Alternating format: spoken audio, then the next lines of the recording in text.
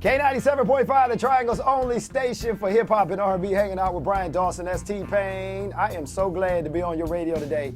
It's so much going on we got to talk about. I learned how to swim at the Y. I learned how to play ping pong. I learned how to interact with people, a vast majority of people in different types of races and ethnic groups.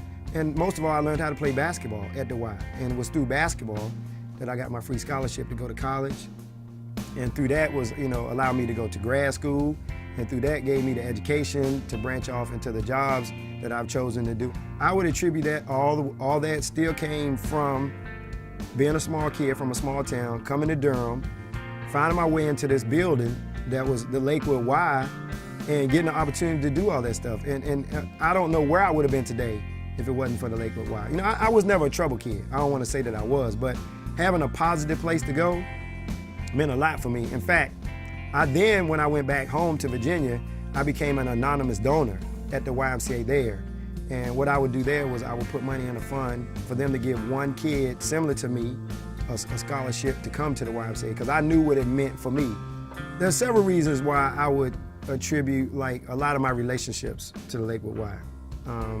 And I use some examples. There was a CEO of an investment firm who was a staunch member of the Y. I would call him part of the old guard, and he was still in shape, real sharp guy. He used to come down there all the time, and from coming down there, he was a big Carolina guy, and a lot of times in the locker room, we'd get the Carolina-Duke argument going, and through that, start to talk to each other, about their families and develop relationships.